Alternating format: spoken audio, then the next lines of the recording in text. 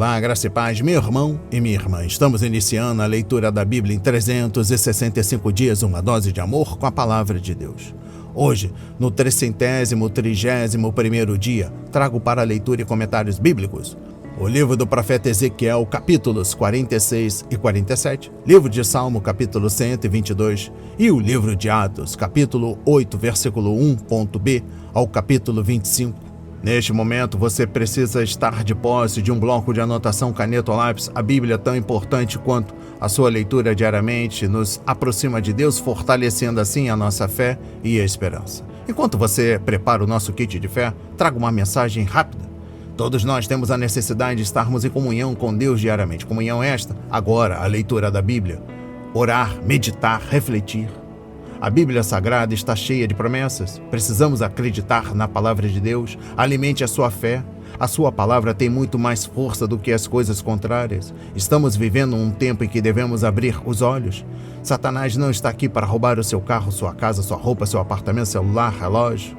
Ele vem para roubar agora esta semente, este estudo bíblico, a sua fé e os propósitos que Deus tem para você.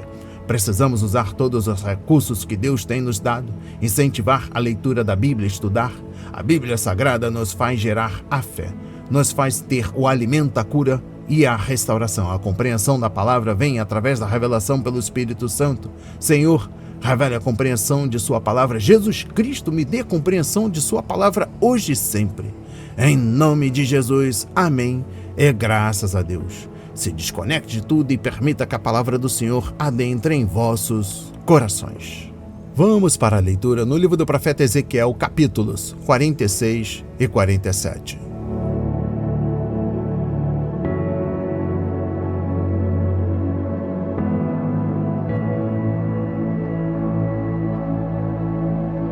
Nos sábados e festas da lua nova.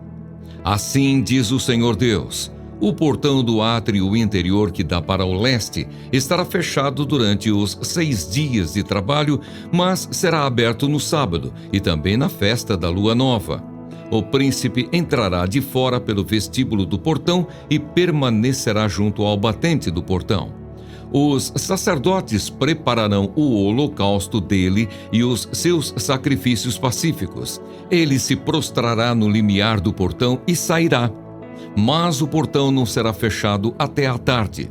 O povo da terra adorará na entrada do mesmo portão, nos sábados e nas festas da lua nova, diante do Senhor.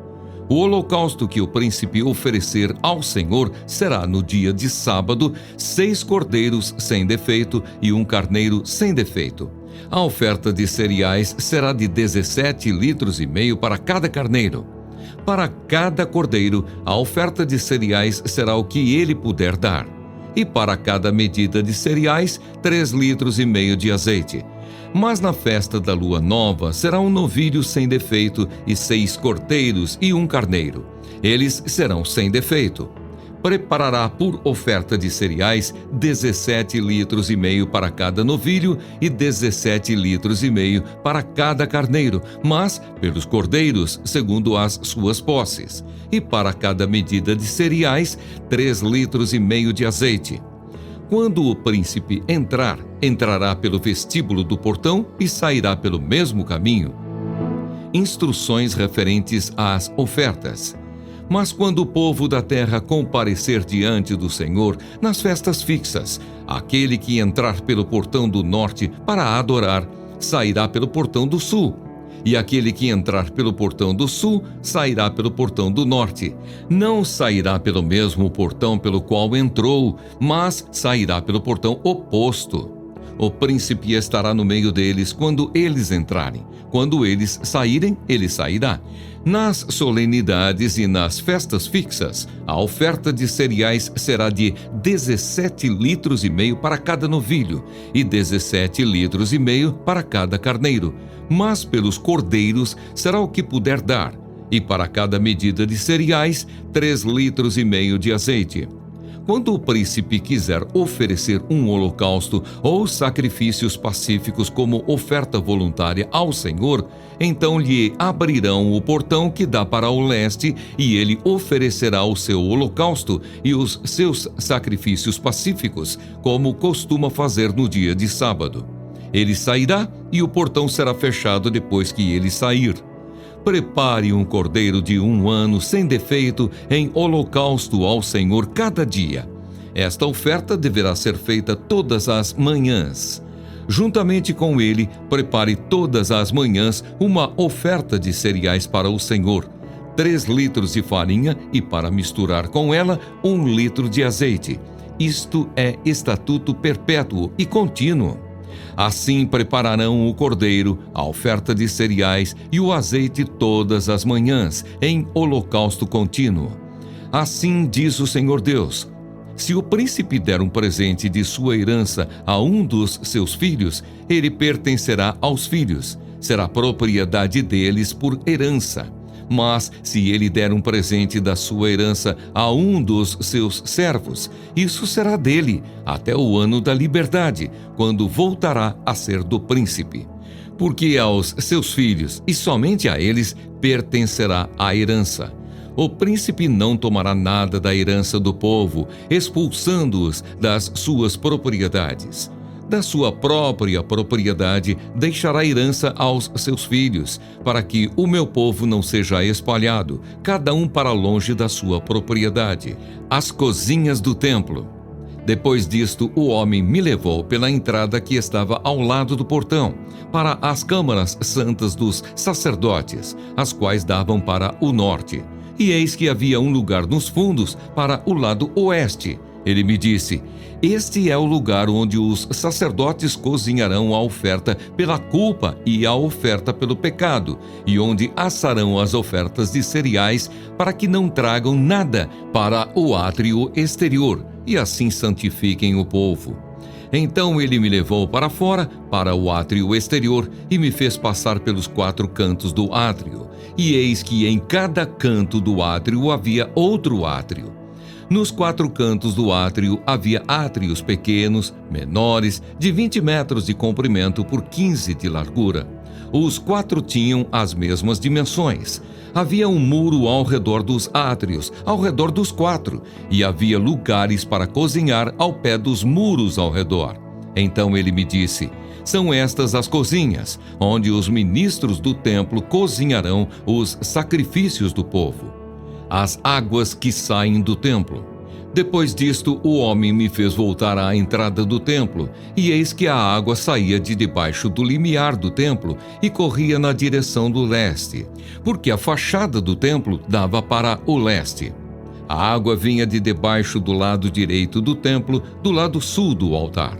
Ele me fez sair pelo portão do norte para dar uma volta por fora, até o portão exterior que dá para o leste, e eis que a água borbulhava do lado direito.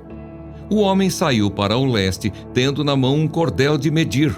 Mediu 500 metros e me fez passar pela água, que me dava pelos tornozelos. Mediu mais 500 metros e me fez passar pela água, que me dava pelos joelhos. Mediu mais 500 metros e me fez passar pela água, que agora me dava pela cintura. Mediu ainda outros 500 metros, e era já um rio que eu não podia atravessar, porque as águas tinham crescido. Eram águas em que se podia nadar, um rio pelo qual não se podia passar andando. Então ele me perguntou: você viu isso, filho do homem? Então o homem me levou de volta à margem do rio. Quando cheguei lá, eis que à margem do rio havia grande abundância de árvores, dos 2 lados do rio. Então me disse: estas águas correm para a região leste, descem ao vale do Jordão e entram no mar, cujas águas ficarão saudáveis. Todos os seres vivos que povoam os lugares por onde este rio passar terão vida. E haverá muitíssimo peixe, porque essas águas chegaram lá.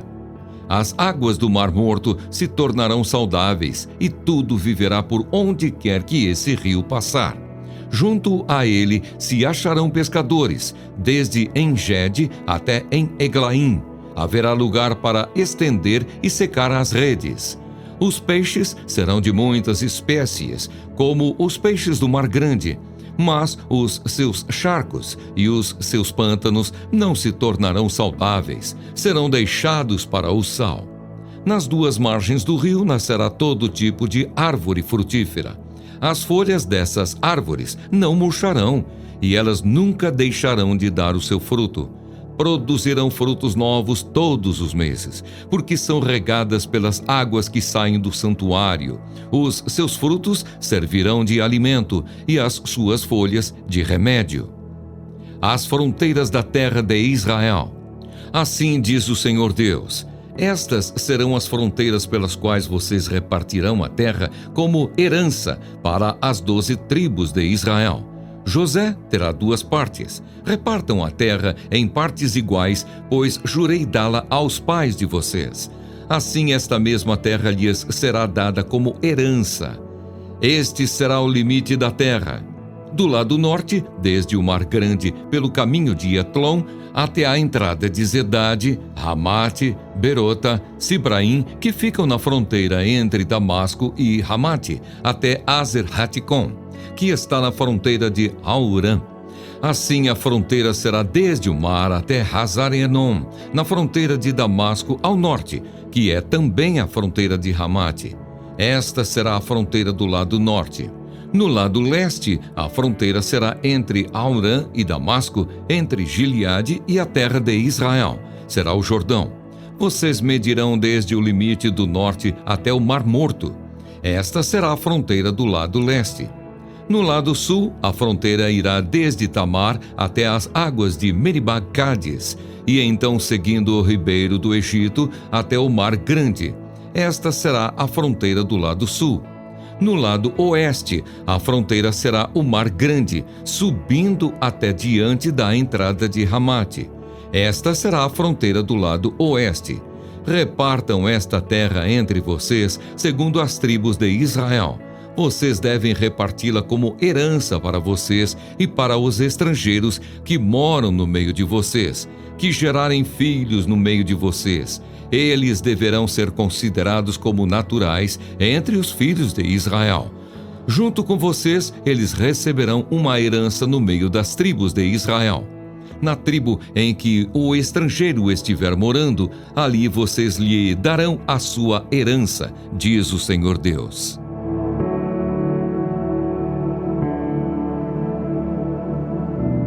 Amém. Compreendendo o livro do profeta Ezequiel, capítulo 46, no sábado e na lua nova, o príncipe apresentaria suas ofertas antes que o povo tivesse permissão para adorar. Durante a semana, a porta do leste, que dá para o átrio interior, estaria fechada, mas seria aberta para o príncipe no sábado e na lua nova, ou sempre que ele quisesse apresentar uma oferta voluntária, fosse holocausto ou de comunhão, conforme versículo 12, ele teria permissão para entrar até a porta do leste, mas não até o altar do átrio interior. Exposição bíblica dos versículos 9 a 12. Após o sacrifício, o príncipe sairia do santuário da mesma forma como havia entrado. Quando as pessoas entravam para adorar a Deus nos dias de festas especiais, elas tinham de sair pela porta oposta àquela pela qual havia entrado, conforme versículo 9. O príncipe não se isolaria das pessoas nos dias de festas, mas faria parte da multidão, conforme versículo 10. Ele deveria cuidar para que os holocaustos diários fossem apresentados sobre o altar, assim como acontecia no tabernáculo e no templo. Referência Êxodo 29, versículo 42 e também Números 28, versículo 6. Compreendendo o capítulo 47, trago a exposição bíblica dos versículos 1 a 12. Depois de ver as cozinhas no templo, conforme capítulo 46, versículos 19 a 24, Ezequiel percebeu que havia um filete de água saindo do lugar santíssimo, passando pelo altar no lado sul. O guia levou-o para fora, pela porta norte. A entrada do leste estava fechada e contornou o templo na direção pela porta leste, onde ele viu a água saindo debaixo do edifício, do lado sul da porta. conforme Salmos 36, versículo 8, capítulo 46, versículo 4. O guia mediu a profundidade da água 4 vezes, e o rio tornou-se tão profundo que era possível nadar nele. Ezequiel descobriu que o rio corria para o Mar Morto, onde trazia nova vida para aquele lago estéril. A água do templo curaria o Mar Morto, como também os rios, e as criaturas marinhas se multiplicariam toda vez que a água viesse. As árvores às margens do rio dariam alimento todo mês, e as folhas seriam usadas para a cura. Compreendendo o versículo 12, Jerusalém era a única cidade grande do mundo antigo que não estava localizada perto de um rio. No Oriente, uma fonte de água confiável é essencial para a vida e para a defesa. Durante a era do reino, Jerusalém teria um rio como nenhuma outra nação já havia tido. Mas este seria um rio literal ou simplesmente um símbolo sagrado do poder vivificante do Senhor? Talvez sejam as duas coisas. Joel 3, versículo 18 e Zacarias 13, versículo 1 e capítulo 14, versículos 8 e 9 falam desse rio como uma entidade literal. Por isso, o curso de água ilustra e cumpre a obra vivificante de Deus. Jesus viu um rio como esse, como um símbolo do Espírito Santo. Referência a João 7, versículos 37 a 39. E o apóstolo João viu uma cena similar na cidade celestial de Deus. Referência a Apocalipse 22, versículos 1 e 2. E eu encerro a compreensão do livro do profeta Ezequiel, capítulo 47, trago o versículo 13. As fronteiras descritas na parte seguinte deste livro devem ser os limites ou fronteiras de seu país, pelo qual herdareis a terra de acordo com as 12 tribos de Israel, pelas várias captividades de Israel e Judá. Os vários limites ou fronteiras pertencentes à herança de cada tribo foram obliterados e esquecidos. Então, uma nova fronteira e divisão são feitas da Terra Santa. A distribuição da terra feita aqui e no próximo capítulo teria ocorrido se as 12 tribos em geral, assim como Judá e Benjamim, se voltassem para a adoração ao Deus verdadeiro, pois, se assim fosse, eles, assim como Judá e Benjamim, teriam obtido uma restauração, mas apenas parte deles voltou com Judá e Benjamim, com quem se estabeleceram em comum na terra da Judéia. Talvez esse seja o sentido literal da parte seguinte da profecia, mas, sem dúvida, um sentido místico está implícito nesta descrição literal, bem como em todas as partes anteriores da visão. José terá 2 porções. Quando Rúben perde o direito de primogenitura, a porção dupla pertencente ao primogênito é atribuída a José e seus 2 filhos, Manassés e Efraim, de acordo com a indicação de Jacó.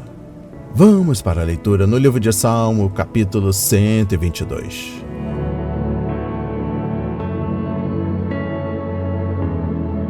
Oração pela paz de Jerusalém. Cântico de peregrinação, de Davi. Alegrei-me quando me disseram, vamos à casa do Senhor. Pararam os nossos pés junto às suas portas, ó Jerusalém. Jerusalém, você que está construída como uma cidade bem sólida, para onde sobem as tribos do Senhor, como convém a Israel, para renderem graças ao nome do Senhor. Lá estão os tronos de justiça, os tronos da casa de Davi. Orem pela paz de Jerusalém, que sejam prósperos aqueles que a amam. Reine paz em seu meio e prosperidade nos seus palácios.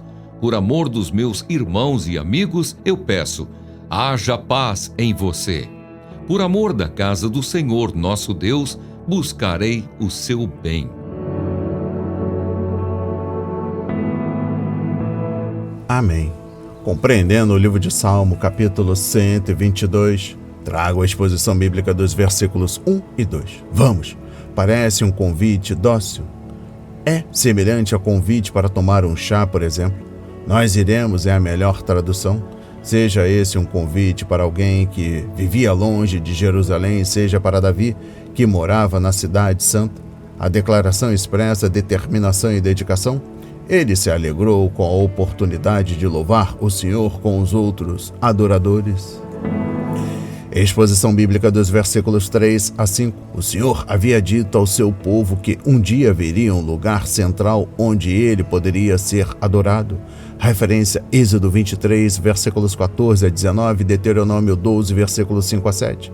E esse lugar era Jerusalém. Quando olhou para a cidade, o salmista pensou em unidade e segurança, assim como as pedras dos muros e das casas estavam firmemente unidas. As pessoas estavam unidas na adoração ao Senhor e em seu respeito pelo trono. Aleluia! Compreendendo o versículo 5, Paulo deixa claro que o Senhor estabeleceu a autoridade governamental que temos e nós devemos respeitar os ofícios, ainda que nem sempre consigamos admirar aqueles que os exercem. Embora haja uma separação entre igreja e Estado nas democracias modernas, nunca deve haver uma separação entre Deus e a nação. Seja qual for nosso partido político, nosso dever cívico, mais importante é orar por aqueles que têm autoridade. Referência 1 Timóteo capítulo 2, versículos 1 a 6. Exposição bíblica dos versículos 6 a 9. O nome Jerusalém significa fundamento da paz e, apesar disso, a cidade santa tem sido palco de conflitos e disputas há muitos séculos. Se entendemos a profecia bíblica corretamente, só poderá haver paz em Jerusalém ou na terra quando o príncipe da paz reinar no trono de Davi. Referência, livro do profeta Isaías, capítulo 9, versículo 6 a 7, Lucas 1, versículo 26 a 33. Então, quando oramos pela paz de Jerusalém, estamos, na verdade, orando, venha o teu reino. Aleluia. Referência Mateus 6, versículo 10. E eu encerro a compreensão do livro de Salmo, capítulo 122, trago a exposição bíblica dos versículos 8 e 9. Somos o povo de Deus, cidadãos do país celestial, e devemos orar uns pelos outros e pelo ministério das igrejas. Podemos fazer eco à oração do salmista com nossas súplicas. Pertencemos uns aos outros, precisamos uns dos outros e devemos ajudar-nos mutualmente. Devemos orar pela paz dentro das igrejas e entre elas. Precisamos ainda interceder pelas necessidades de nossos irmãos e amigos e, sem dúvida, devemos orar pelos perdidos. Um coração voltado para Deus certamente será um coração cheio de louvor e oração. Vamos para a leitura no livro de Atos, capítulo 8, versículo 1.b ao versículo 25.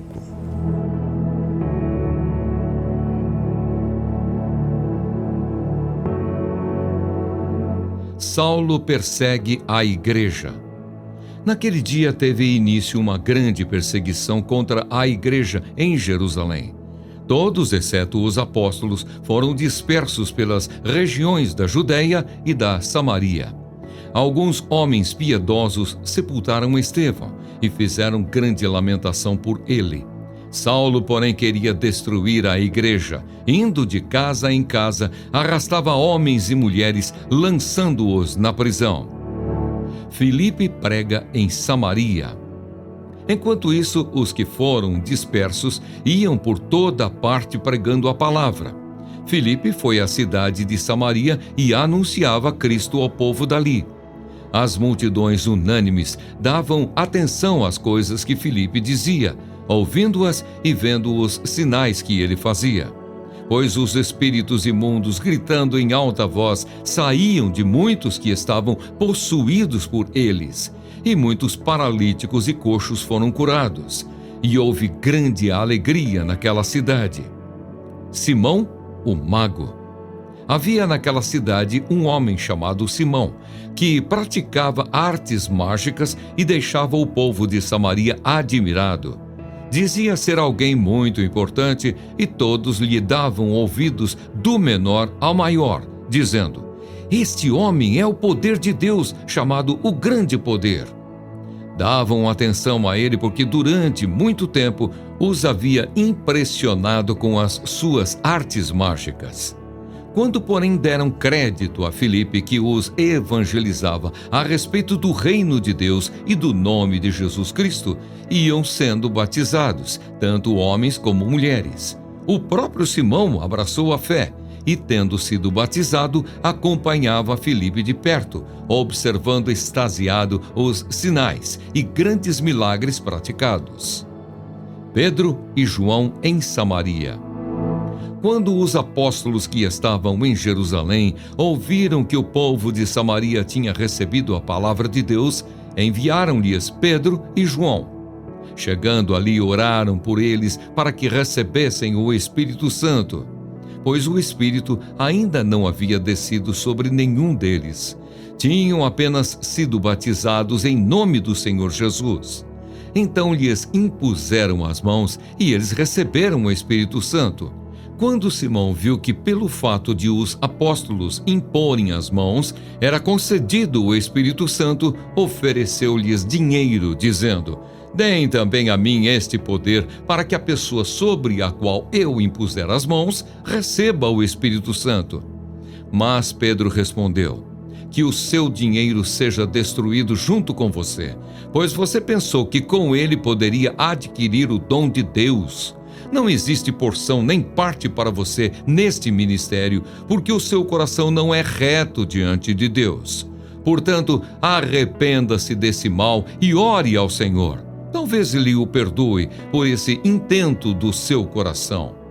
Pois vejo que você está cheio de inveja e preso em sua maldade. Simão disse aos apóstolos: peço que vocês orem ao Senhor por mim, para que não me sobrevenha nada do que vocês disseram.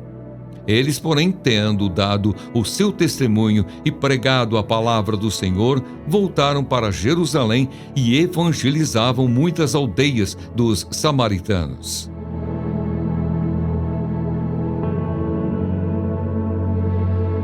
Amém.